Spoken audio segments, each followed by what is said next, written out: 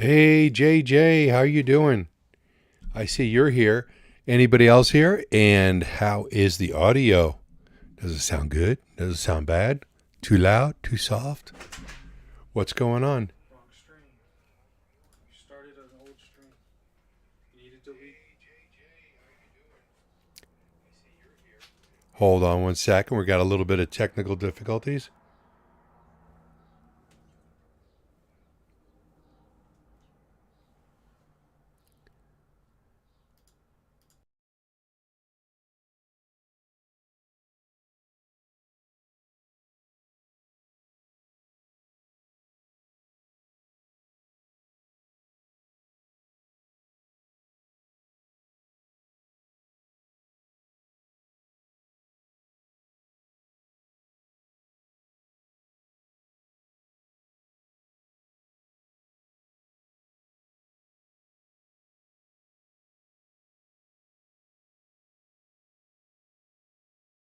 Forget to unmute it. Okay, guys, we are back. Sorry about that. We had a little tiny technical difficulty.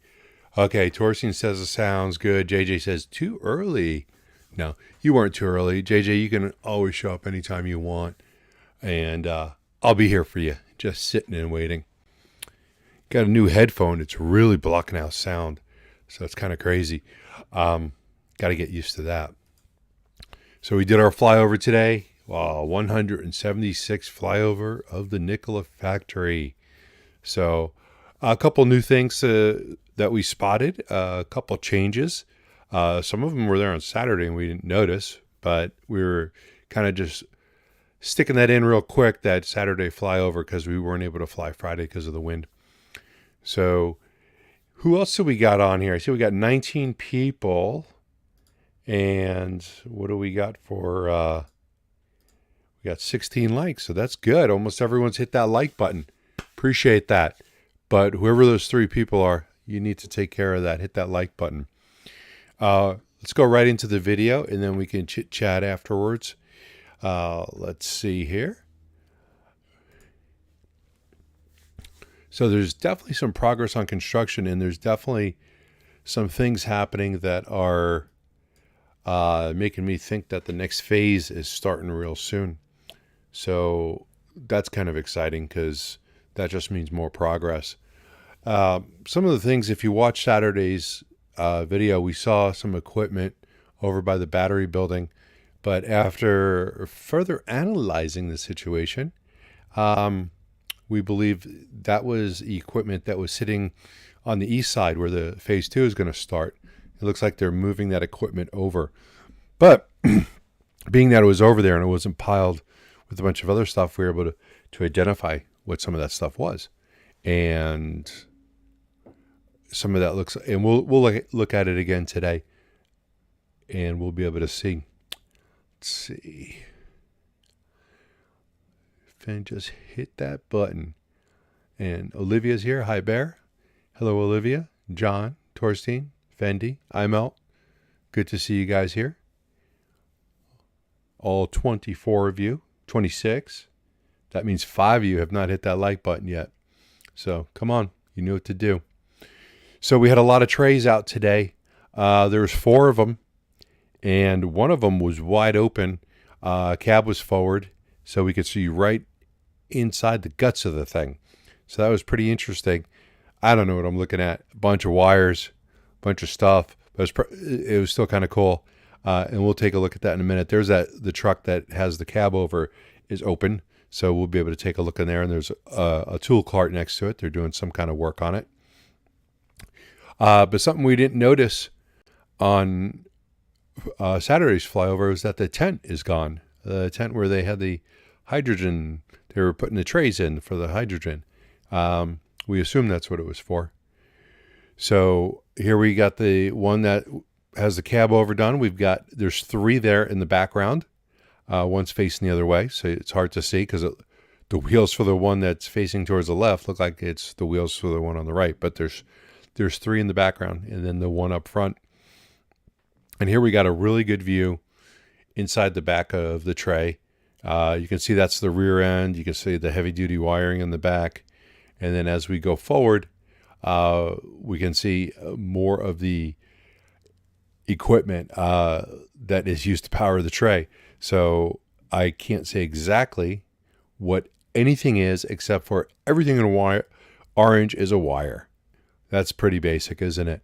I mean, I'm sure we're looking at inverters and other things, but I don't want to falsely identify anything. So I'm not going to. But as you can see, we'll go back to here just a minute. Let's go right there. We'll pause that for a second. So obviously we've got different boxes here. There's probably something that has to do with the cooling system for the batteries. We've got the computers for the cab and the systems in there. They might be in there, or those also could be inside the cab themselves, but that I don't think. So we've got a lot of different things in here that, like I said, I am not going to falsely identify, because I am not up to the skill set of like a Sandy Monroe. So I'm not even going to pretend to be. But it's pretty cool. This one has got to be brand new. If it wasn't brand new, there'd be dirt and dust inside there, because the way the wind blows here, everything gets covered pretty quickly. Just like in that movie Interstellar, there's always dust lying around. This was a little unusual. We had a train going by, and on the side of that train, it says today's, what was it? I'm going to zoom in here. Today's something, tomorrow's technology. And that train just zoomed by. It almost looks like it's a train that's put together for like education or show or something like that. In the background also, there was a huge fire going on. You could see, if you were looking, you might have seen the smoke for it. But we've passed by there. And then there was Riley sitting on the hill giving us a wave. And he's probably 4,000 feet away. On that left side, you can see that fire over there. That was going on pretty far. That was, we're 50 miles from there. And I was at the house while Riley was flying, and I could see that from where I was 50 miles in the other direction.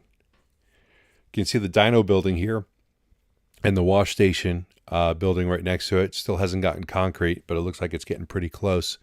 Dyno building's got its roof. Still needs the rubber membrane on top, and probably they're going to have some more cutouts for vents and things like that. And there's going to be some sort of AC unit on there. On the front, you can see that there's 3 doors. So there'll be 3 bays in there for the trucks to pull in for testing.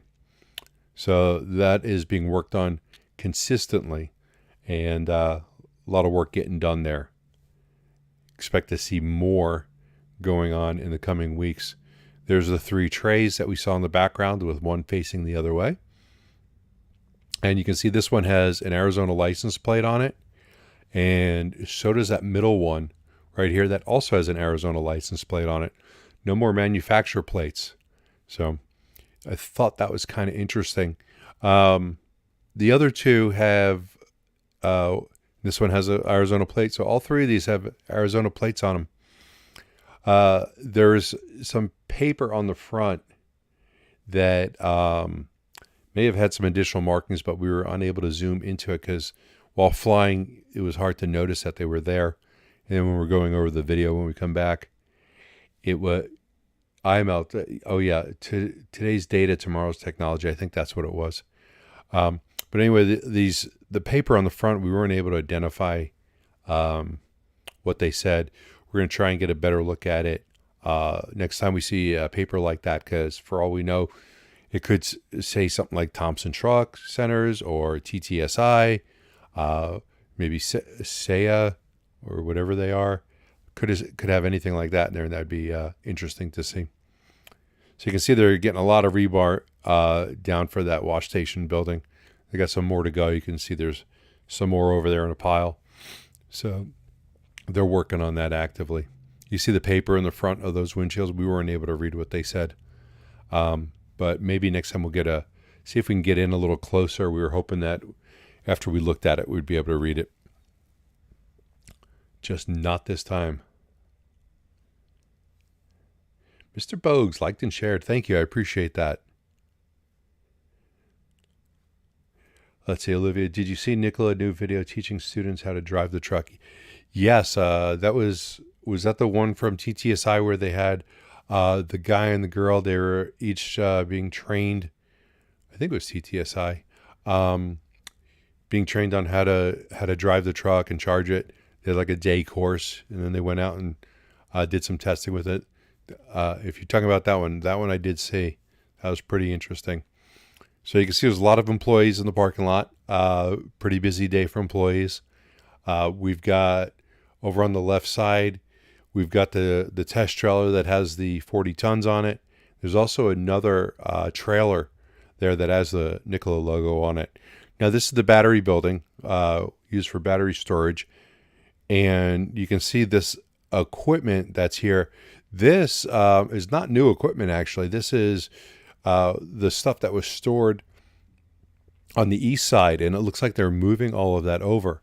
And as we zoom in on it, it's still not really identifiable. I don't know what all this is, except those items on the left right here.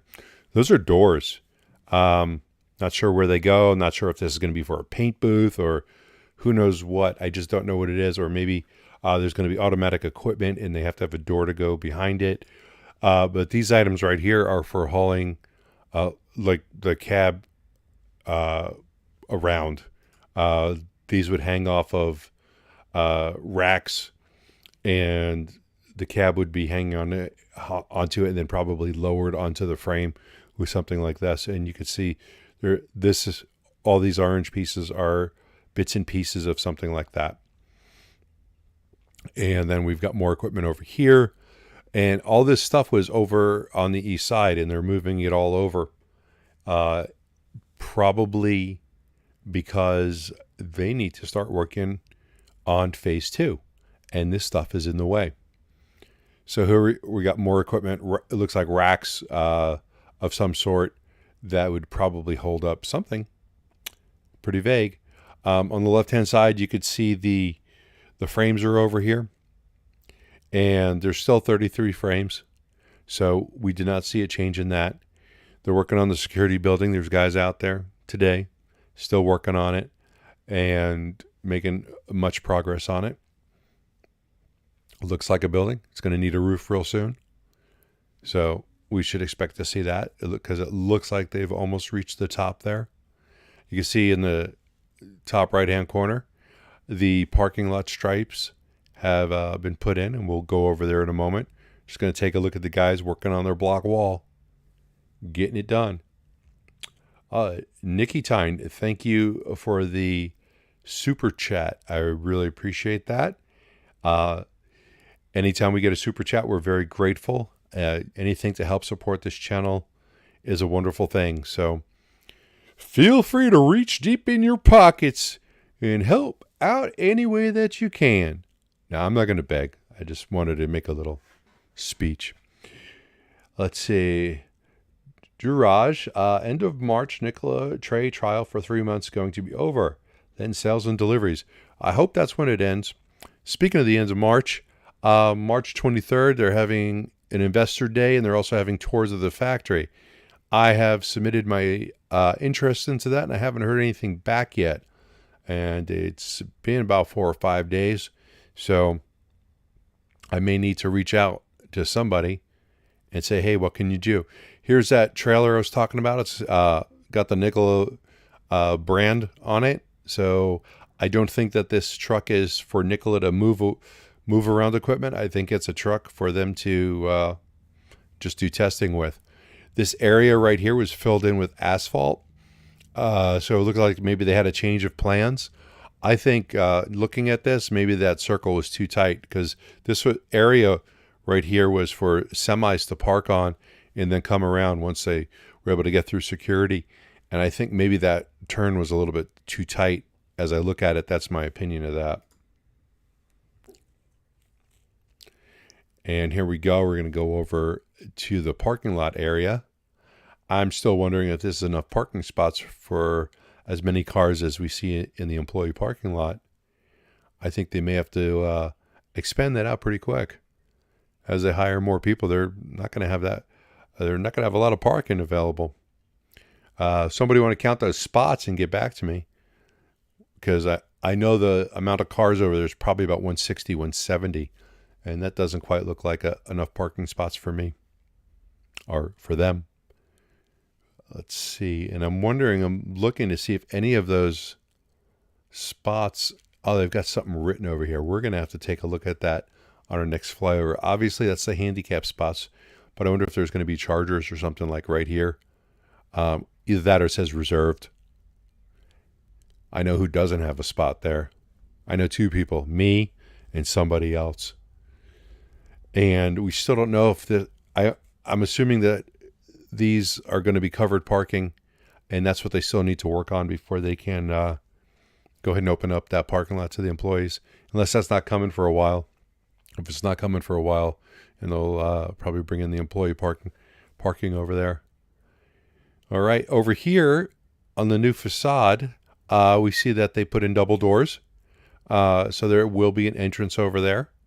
Wasn't expecting that, but I guess you need more entrances the bigger your building is. The other facades don't have anything like that. And looking over, there's that fire in the background. You can see all that smoke coming up. So this is the area that is going to be for phase 2. And all of this needs to be cleared out before that can begin. They're doing some work right here, doing a trench, putting in some green pipe, which is usually means it's some kind of sewer pipe. It's not very big pipe, maybe 4 or 6 inches. Can't say for sure because it's hard to tell, hard to get scale from this height. But green is supposed to be sewer pipe. So it looks like they're getting some utilities run maybe before they go into phase 2. And moving up here, this is where that equipment was. You see the empty spaces right here, and you can see there is a forklift right there actively moving some of this stuff. Time to clear that out. It is time to start digging some footings. Back over by the Dyno building, we got a guy on the roof doing some work, and we're going to take a look at the water campus. Nothing going on there right now, but it's got plenty of space for future expansion. Don't remember what they're going to put there, but we have that on a copy of some plans that we got on there. But that does have something slated for the future. It's just going to be a little bit of time before something like that happens. Nice overhead shot. You got the hydrogen tanks over on the right. You got the 3 Nikola BEVs just sitting there waiting for their time to either get tested or get put on a trailer, and they're going to disappear them, send them off to somewhere for testing. So hopefully we're going to see some results on tests real soon about how everybody loved them. That's what we want to see. Let's see, we got 53 viewers on and 31 likes. So hey guys, go ahead and hit that like button if you can. The more you hit that like button, the more likely YouTube is going to recommend this to others. And we need that. We need to spread the word on Nikola that they're actually doing something there. It's not a hoax. It's not a scam.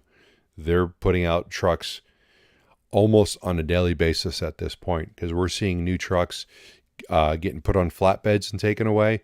We saw it on Monday. We saw it on Wednesday. Friday we didn't fly. Saturday nobody was there. But we see 4 trucks sitting out there today. So we're definitely seeing a lot of progress, and we need to help spread the word. And the share price is not doing well. And right now, I think it's safe to blame Mr. Putin on that. But we still would like to see things turn around. This is this is a stock that should do better once in a situation like this, where we're looking at a possible Russian oil embargo or sanction. So it is something that we should see a turnaround, but there's just so much bad news and so much potential bad news from the situation in Ukraine that most stocks are having issues right now, no matter how good or bad things are going for them. The train was for track maintenance and levering. Oh, okay. And that is from someone named Rail. Makes me think that maybe they have some experience on that. iMelt says Nikola is on a huge discount right now. That is true. This is, if you like Nikola, now's the time to buy. So use your own judgment on that, because I am not an analyst. I do not give financial advice. I am here for entertainment purposes only. Let's go ahead and restart the video while we chit chat. So anybody got any questions? Because I'm here. Let's see.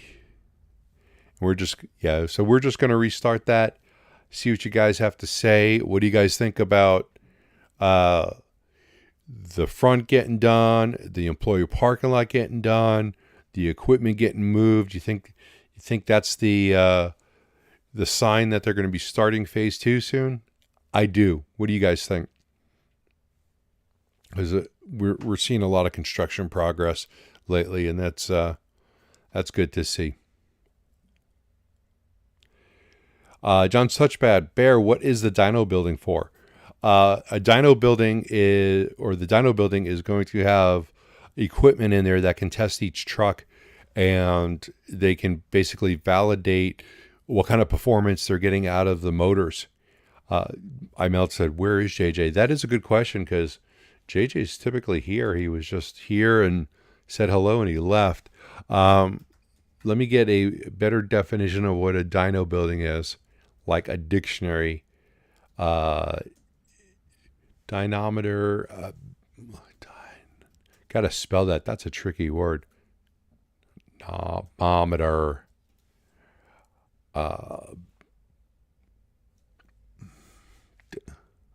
Let's see here. Here we go.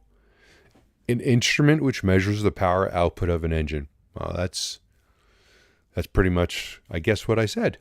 Yeah. So I would imagine that you get a building like that, you put every truck on it, you get its measurements, see how well it runs, and you can actually send that with every truck as a validation to the customer of how much horsepower it has, how much torque it has.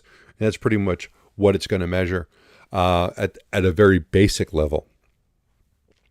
You would also get a printout of how much horsepower it has at different speeds, since there is not a transmission in it, and there's less of a power curve that you'd see on a regular ICE motor. It will have some sort of power band showing you how much power you have at certain speeds. Just be definitely a little different than what you'd see with an ICE vehicle. See, a dynometer. Let's see, that's quite a long definition.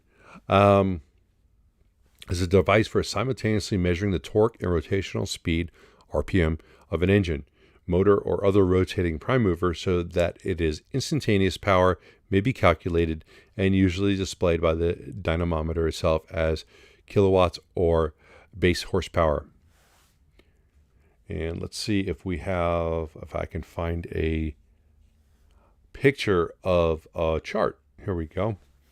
We're going to pause this real quick because I'm going to show a picture of what one looks like. I just need to bring it over to that screen. Give me a moment. We're going to minimize this. Here we go. So for those of you who want to know, this is the readings of a vehicle of some sort, and this on the bottom row is going to be probably the RPM, and this on the left is something else. Let's see. It's not horsepower. I don't know what the measurements are, because this says NM on this one and RPM and it may be measuring it in a something else, but the bottom is definitely RPM. So that's what that's what you get from a dynamometer, and I think that'd be pretty cool if you buy one of the trucks and that's what you get. You get one of those with that. Let's see.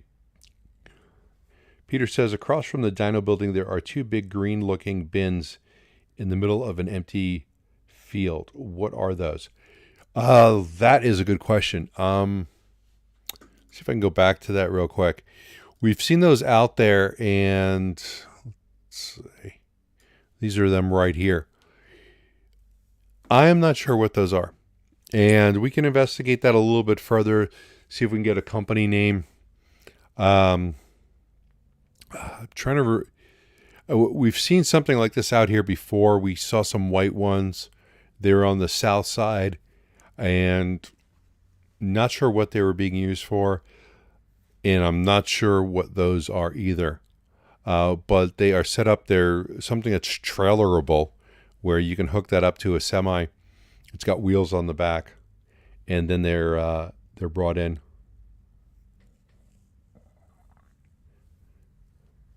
But I'm not sure what exactly they are. I've also seen similar trailers at the Texas Gigafactory. They've had them around also. But I don't know what they do, to be honest with you.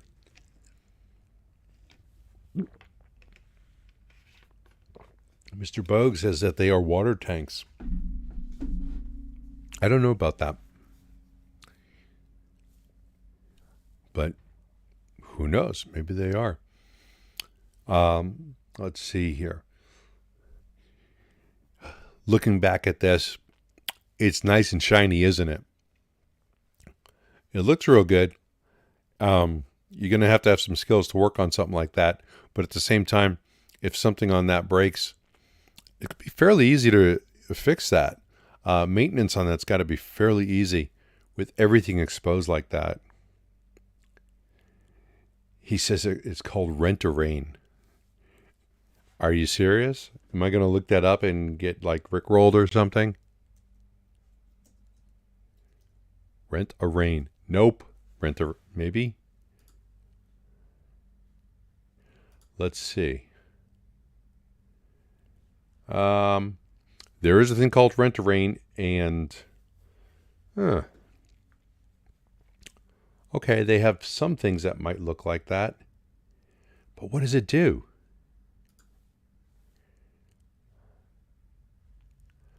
Let's see. I'm looking.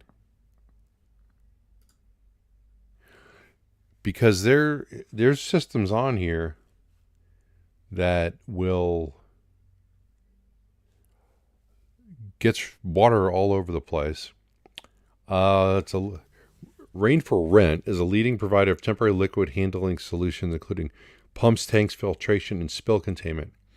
Okay, I believe that it could be some sort of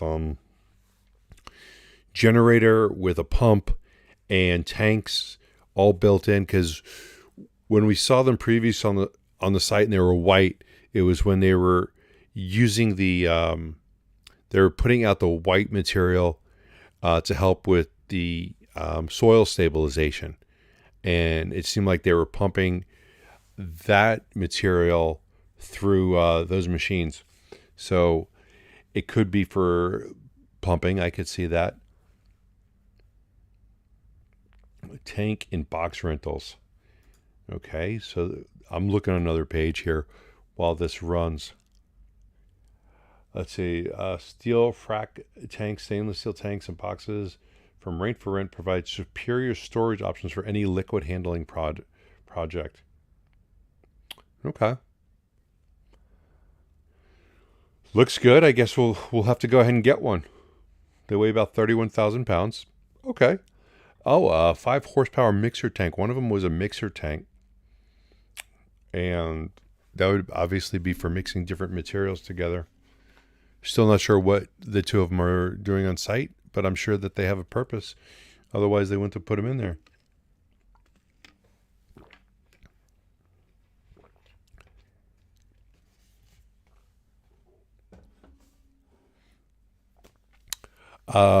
Jokul, yeah, that's not a bad idea. Might want to reach out to Jason. There are some other people at Nikola that I know that might also be able to help me. I just wanted to try and go through the correct channels first, so I wanted to give it a week before I started trying using connections or people that I would know. I try and do things through the chain of command, if you want to call it that. So, yes, Mr. Bugs, we'll use our badass Zoom and we'll get some names off the side of the Rainmaker or the Wishmaker, Dream Shaker, whatever it is, and we'll find out what that's all about. Water storage and usage. See, that's the thing, Mr. Bugs. They have the entire water campus there. That's why I'm wondering why they would need that, because they've got generators and pumps over by the water campus. So we'll see. If I get there, if I get on site, I'll actually ask. All right. And Angel's here and says, hello, guys. Hey, Angel. What's up? So a lot of people in that parking lot today. And I still don't think that they got enough parking spots up front. So it's going to be at the end of phase 2 before they have a place for everybody to park. So we are approaching 32 minutes on this and looking to see if you guys got any other questions. And while I wait for those, I'm going to go over the plan for the week. Mr. Bogues, do they have semi tires on the back of them? If we're still talking about them green boxes, yes, they do. Hey, I wanted to mention this weekend I went to the Martin Auto Museum in Glendale, Arizona. I got invited off of Twitter, and it was pretty cool. There's at least 100 cars there, and we were able to. It's a different kind of museum because most of the cars did not have ropes. You could go into them if you'd like. You could sit in them. The oldest car there was early 1900s. They had everything up to a fairly new Corvette, a C8. And you were allowed to open up the doors and you were allowed to go in them. And probably about 150 cars or so. And I guess it was a grand reopening. You can get in there for an admission of $10, but they were having their grand reopening. I got invited to a dinner, so me and the wife went there, and it was pretty cool. There's no EVs there. Apparently, the owner, Mr. Martin, he's been collecting cars since the late 40s. He's a fairly old gentleman, so he's got a decent collection, and there's Corvettes, there's Mustangs, there's foreign cars, there's domestic cars. They got Cadillacs. They've got the small mini cars. There was quite a lot of things there. They've got new Dodge Challengers. They've got several Rolls Royce, a couple Phantoms, cars from the 10s, the 20s, the 30s, all the way through. They had almost everything you can imagine. My favorite personal car was not there, which was a 69 Camaro, which kind of blew me away because everywhere I go, I always see them. There's a 68 Camaro. There's a 67 Firebird, a 68 Firebird. The 69s were left out. But I just wanted to mention going there, and I'll probably mention it again on Wednesday when we do the Lucid flyover. And we're thinking about going through there and maybe doing a fly-through of the museum. And that would be kind of cool. Good publicity for them, good for us. because it's just fun. But if you guys get a chance, check out the Martin Auto Museum in Glendale, Arizona. It is automotivemuseumguide.com is their website. They've been around for a while, but they just did that reopening. Collection size, it says greater than 60, but there's a whole lot more than 60 cars there. I'm just looking online. They have a Corvette that's was raised off the frame by like 4 feet, so you could see everything underneath. That was kind of cool to see something like that. They've got a Wikipedia entry also. Mel Martin is the name of the owner. Says that he began collecting cars in the 1960s, but he said that he started, I think, in 47 or 57. They've got a list of cars on there, but I think there's a lot more cars than what's on Wikipedia. It's, not a giant entry or anything like that. They have, they had a couple famous cars in there. They had one that was owned by Red Skeleton. They got a car that was driven by Jeff Gordon. A Lister Corvette, which is one of 3 concept cars. Let's see what else was on here. Let's see. A Duesenberg boat tail speedster. That was a cool one. That one actually had ropes around it. So, you guys get a chance, take a look at that. I won't go on about it forever. Can the Hyundai Iveco news benefit Nikola? Boy, am I in the dark? I didn't even hear of anything. Hyundai Nikola. I know they have they have an agreement to work on hydrogen infrastructure. So that is all I know of on that. And I don't see anything in the news regarding that either.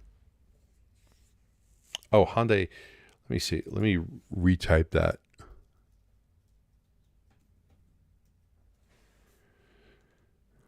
Oh, okay. Okay, here's something. Iveco Hyundai Motors to explore collaboration on vehicle tech supply. I'm going to have to look into that one. I did not see that one. But we'll have to talk about it another time. Let's see. All right. So coming up this week, we have our live stream, Fast Charging with B&B. That is going to be tomorrow at 4 p.m. Pacific time. And we will have another live stream of the Lucid site on Wednesday. And there's been a lot of construction progress there. So I know that will be a good video to see how far that they've progressed. Their parking lot where the produced cars are is becoming less and less. So hopefully we're going to see a large influx of new cars soon over there. But we will have a video for Lucid coming out later today, not too long from now either.